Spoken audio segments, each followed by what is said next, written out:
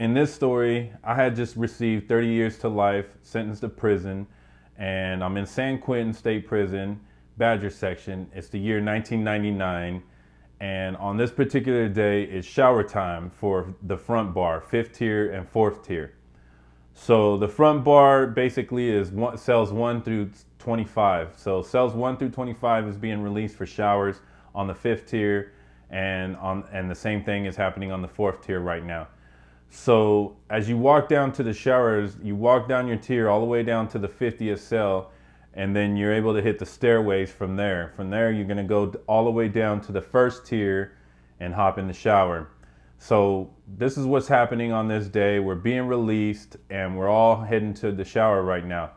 So on our way to the shower, we can hear below us on the 4th tier, like some commotion.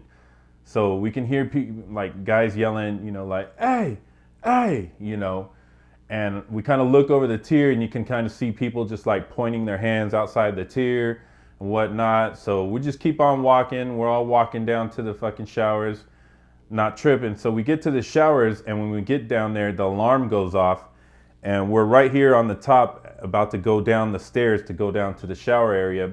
So we could see down there, man, that these guys are just jumping this dude down in the showers. There's like about 10 people on top of one dude just whooping him, man. They're just squabbing down there. I don't know what's going on, but then they end up locking us down. They send us all back to our cells or whatnot. So we find out later, around chow time, or I think we found out later, maybe the next day or whatever, someone had, just started stabbing people on the way to the showers. So I guess he had got like maybe 10 people, maybe more, until he got to the bottom of the showers where people finally figured out what the fuck was going on. That's what they were pointing at. They were trying to point and let people know that it was happening, because I guess as he was just heading to the showers, he was just walking by just like stabbing people right in their back and shit, you know what I mean? And so he was just keep on moving. He just kept it moving and just kept hitting people in that same manner until he got down to the bottom of the showers. And then they just jumped on him. Finally, they figured out what was happening and they jumped on him and mopped his ass up. So fast forward a little bit longer, I ended up going to the hole not too long after that. And so I was in the hole, and when you're in the hole, you get to go see like a classification type thing. You have this hearing where they're gonna decide how long they're gonna keep you in the hole, what type of infraction you did or whatnot, right? So sometimes they just release you back to the unit. So they pulled me out of my cell to this day, and they put me in this dummy box. So basically what a dummy box is, it's a cage. They call it the dummy box. And so basically it's a single man cage. They put you in there and you just kind of sit in there until they're ready to deal with you or whatever. Well, I'm in the dummy cage next to this white guy, and me and him get to chopping it up. We get to talking, and he starts telling me why he's in the hole.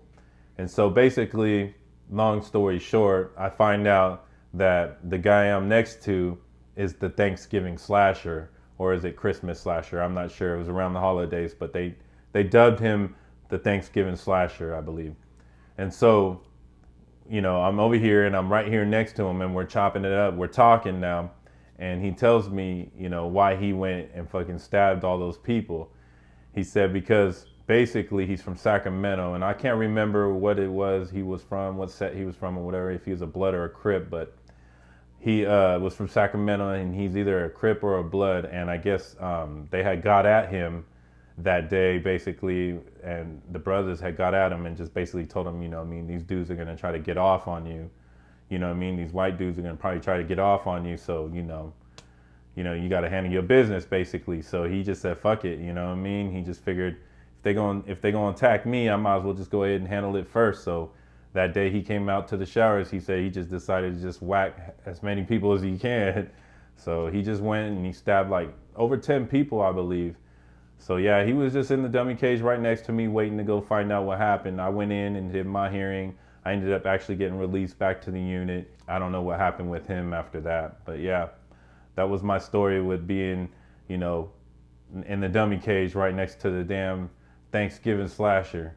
So, it's never safe when you're in prison. You trying to go to the showers, you think you're just gonna go down there and get a quick wash and come back to your cell, man, and you just never know. You might end up getting stabbed or getting involved into something, in a riot or whatever. So, you're just never safe ever in prison. So, You know what it is.